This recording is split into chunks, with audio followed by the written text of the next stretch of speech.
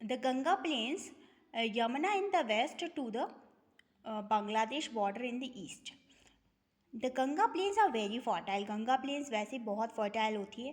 ठीक है. Rivers such as Ganga, Yamuna and their tributaries drain through this reason.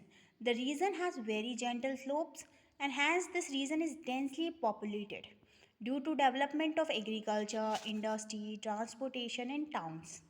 ठीक है. The Brahmaputra plains. तो ब्रह्मपुत्र प्लेन्स क्या है? It is the depositional plain surrounded by high mountains and these plains cover the area of on both the sides of river Brahmaputra. दोनों side का area cover करते हैं Brahmaputra river का. They extend to the length of about 640 kilometre and the breadth of about 100 kilometre in the Assam area. ठीक है. अब आते हैं advantages of northern Indian plains. अब इनकी एडवांटेजेस क्या है? तो the plains is termed as the granary of India. देखिए, जो प्लेन्स है वो क्या टर्म करे गए हैं, ये बहुत इंपॉर्टेंट है आपके लिए. Advantages: granary of India due to the fertile soil leading to higher agricultural production in this region. देखिए, जो प्लेन्स हैं उनमें जितनी भी रिवर्स हैं वो सारी पेरिनियल हैं. पेरिनियल रिवर्स के होने की वजह से उनमें पानी थ्रू आउट द ईयर रहेगा, तो वो बहुत ही अच्छा सोर्स है किसके लिए? ये एग्रीकल्चर के लिए. एक तो रिवर बहुत अच्छी है और ऊपर से फर्टाइल सॉइल है, तो एग्रीकल्चर प्रोडक्शन एक बहुत ह्यूज अमाउंट में होता है. इसलिए जो प्लेन्स हैं नदर्न इंडिया के, उसको कहते हैं ग्रैनरी ऑफ इंडिया.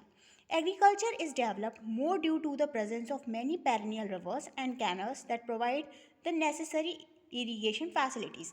तो इरीगेशन फैसिलिटीज़ पेरिनियल रिवर्स की वजह से बहुत अच्छी होगी. एक ये एडवांटेज है.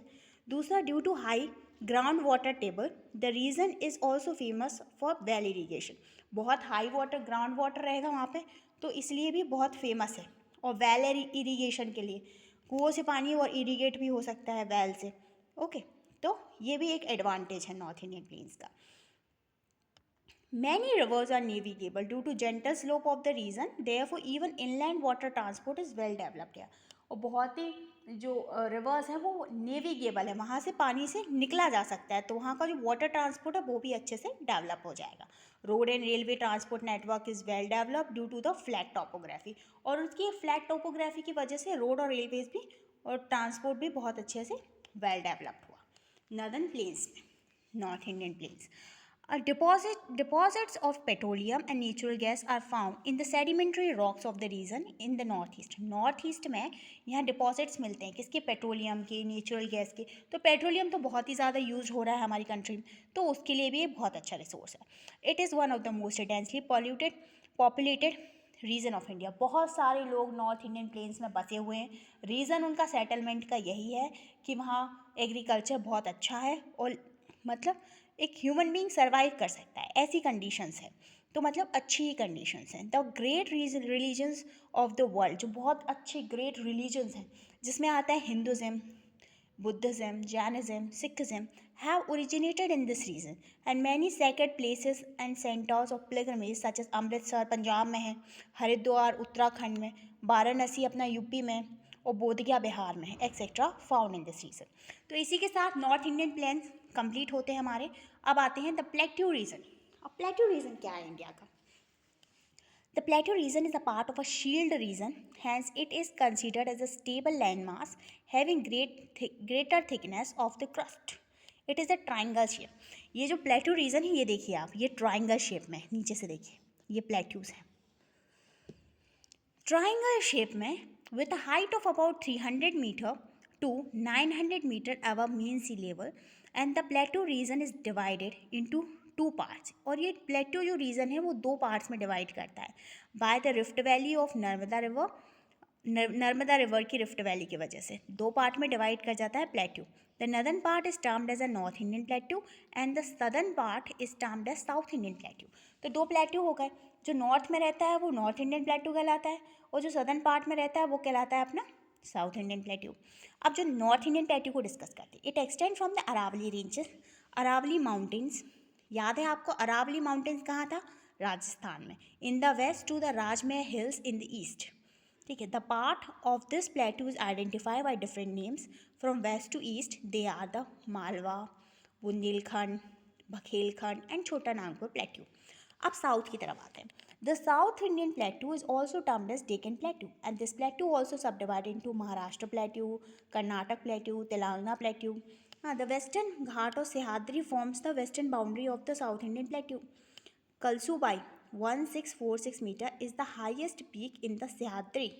अब वेस्टर्न घाट को क्या बोलते हैं, सिहाद्री भी बोलते हैं, और यहाँ की जो हाईएस्ट पीक है वो है कलसूबाई 1646 मीटर। ये हाईएस्ट पीक है किसकी, सिहाद्री की, मतलब कि वेस्टर्न घाट्स की सबसे हाईएस्ट पीक है कलसूबाई। यहाँ चलते हैं, देखिए मैप है, ये सदर्न प्लेट्यू है, ऊपर इसके नॉर्दर्न प्लेट्यू है, और बीच में नर्मदा रिवर गई है। ठीक है, नर्मदा रिवर की वजह, रिफ्ट वैली की वजह से दोनों डिवाइड हो गए। ये वेस्टर्न घाट्स है, ये ईस्टर्न घाट्स है। ईस्टर्न घाट्स के बारे में डिस्कस करेंगे हम लोग। Eastern Ghats is to the east of the South Indian Plateau and it is formed of broken hill ranges। और जो ईस्टर्न घाट्स है वो बहुत ही ब्रोकन हिल्स रेंजेस के से फॉर्म हुआ है। ठीक है, due to erosional caused by the rivers, example Mahendragiri and Nallamala hills. ठीक है, the western and eastern Ghats meet in the Nilgiris mountain, और दोनों ही कहाँ मिलते हैं, नीलगिरीज माउंटेन पे मिल जाते हैं। कौन, वेस्टर्न और eastern Ghats, to the south of south Indian plateau. अब देखते हैं मैप में, ये देखिए, ये वेस्टर्न घाट्स है अपना, ये ईस्टर्न घाट्स हैं, और ये कहाँ मिल रहे हैं, नीलगिरी में, ये नीलगिरी है। Got it. अब यहाँ देखिए, Anamudi 2695 metre is the highest peak in Annamalai range which is the highest peak in south India. देखिए, वेस्टर्न घाट की सबसे ऊंची पीक जो हमने हाईएस्ट पीक देखी थी वो थी कलसूबाई, और जो अनायमुदी है वो साउथ इंडिया की सबसे हाईएस्ट पीक है जिसकी लेंथ है 2695। अब इम्पॉर्टेंस जानते हैं किसका, वेस्ट प्लेट्यू रीजन का। The plateau region has rich deposits of metallic and non metallic minerals, example iron ore, copper, bauxite, manganese, gold, silver, zinc. ये है सब मेटलिक। ठीक है, अब non metallic minerals such as mica, diamond, precious stones etcetera are found here. The plateau is mainly covered by black cotton soil. जो डेक्कन का area है वो ब्लैक कॉटन सॉइल से ही कवर है, रेगोर सॉइल, दिस मालवा भी ब्लैक सॉइल से cover है, and this soil being fertile is useful for the cultivation of many crops and it provides various types of buildings materials such as basalt, marble, kadapa, etc. The forest of this region provide valuable woods such as teak, sal, mahogany and many other forest products. Many rivers with steep slopes in their courses provide good opportunity for the development of hydel power generation। देखिए, hydel means hydro water and power means electricity, तो hydel power generation हो जाएगा reverse की help से, तो ये बहुत ही अच्छी गुड अपॉर्चुनिटी प्रोवाइड करती है।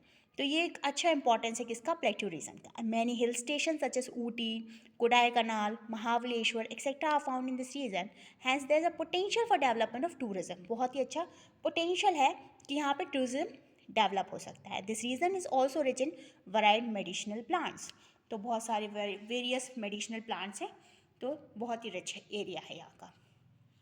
अब आते हैं हम लोग कोस्टल प्लेन्स की तरफ। तो the coastal plains are found along the east and the west coast of India. The eastern coastal plains क्या है, it extend from river Subarnarekha along the West Bengal, Odisha border to Kanyakumari in the south, and this area is much wider than the western coastal plains. The western coastal area is indented, and the sea is deep, hence seaports such as Mumbai, Mamargo, New Mangalore, Kochi, etc. are found here. The major peninsular rivers draining into the Bay of Bengal, though these plains include Mahanadi, Godavari, Krishna, Kaveri, and their tributaries. These rivers are known for their large fertile deltas, famous lakes such as Chilika, Orissa में है चिल्का ये अपना, Kolleru, Pulicat etcetera. ठीक है, the eastern coastal planes is also known as the northern Sirsar, to the north of river Godavari and south of river Krishna, and it is also known as Coromandel coast।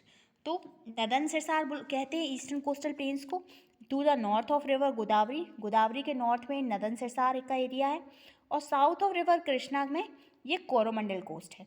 तो यहाँ देखते हैं map में, आइए आप लोग ये देखिए, ये अपना ईस्टर्न घाट्स है, ये गोदावरी है, ठीक है,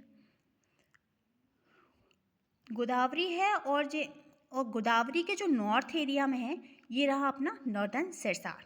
ठीक है, अब अपन नीचे की तरफ जाएंगे साउथ। ये गोदावरी है रिवर, गोदावरी रिवर के साउथ में ये रहा अपना कोरोमंडल कोस्ट। तो ईस्टर्न घाट्स पे जो गोदावरी के नॉर्थ में है वो नदन सिरसार कहलाता है, और जो गोदावरी रिवर के साउथ में है उसको कोरोमंडल कोस्ट बोलते हैं। अब आते हैं द वेस्टर्न कोस्टल प्लेन्स पे। It extend from the Rann of Kutch in the north to Kanyakumari in the south. ठीक है, it in comparison to the eastern coastal plain, it is quite narrow with an average breadth of about 64 kilometre. It is further divided into 6 part. they are अभी 6 part में divide करता है. ठीक है, Gujarat plains, it lies to the south of the great Indian desert. ठीक है, south में great Indian desert. The Kutch peninsula, it covers the salt marshes of Rann of Kutch in northern Gujarat.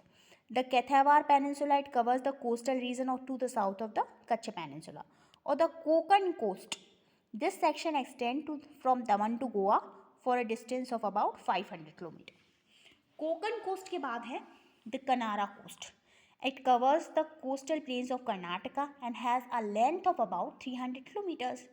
Malabar coast. It lies between Mangalore and Kanyakumari, covering the entire coastal stretch of Kerala, and it has a length of about 500 km, and it is known for its famous backwater. कौन? कावरी. केरला में Malabar coast में it lies Mangalore and Kanyakumari. Between Mangalore और कन्याकुमारी के कौन सा coast है? Malabar coast लाई करता है, and covering the entire coastal stretch of Kerala, and it has a length of about 500 kilometre. इसका लेंथ कितना है? 500 किलोमीटर्स का. it is known for its famous backwater. Backwater के लिए जानी जाती है. ठीक है, अब आती है आइलैंड्स. तो apart from the numerous islands along the coastal region of India, there are two distinct group of islands far away from coast and which are part of the Indian territory, and they are the Andaman Nicobar Island and Lakshadweep Island. तो सबसे पहले हम लोग देख जाते हैं Andaman Nicobar islands के पास. देखिए, ये है अपना Andaman Nicobar island, Andaman and Nicobar islands, और ये कहाँ पे है?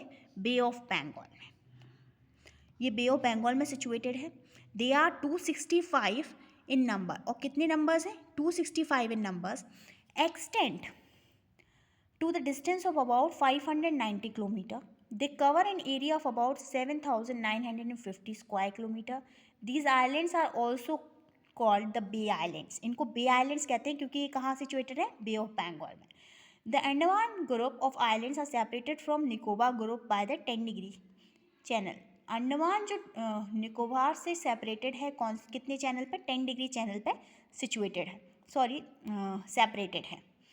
Most of these islands are thickly forested and rich biodiversity on land as well as in the surrounding water bodies. बहुत ही rich biodiversity है, बहुत thickly forested है.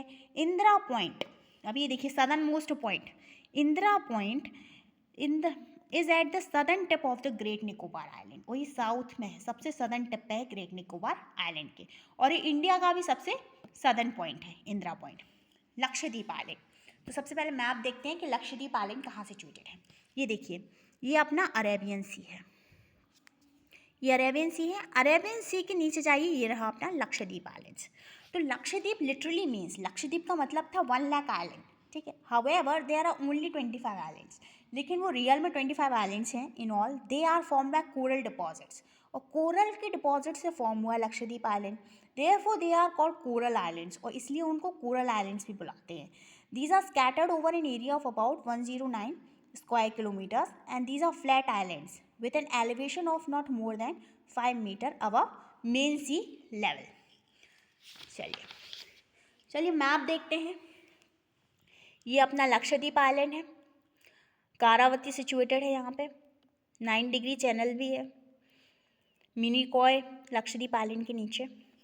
यहाँ देखते हैं, ये है Andaman Nicobar island, north Andaman, middle Andaman, Barren island. Barren island India का सबसे एक्टिव वॉल्केनो है, बैरन आइलैंड. ठीक है, नीचे चलते हैं. ये 10 डिग्री चैनल से सेपरेट है, south Andaman and car Nicobar. ये रहा अपना 10 degree channel, south Andaman car Nicobar separate करता है. ये इंदिरा पॉइंट है, ग्रेट निकोबार, लिटिल निकोबार, इसके ऊपर है। ओके।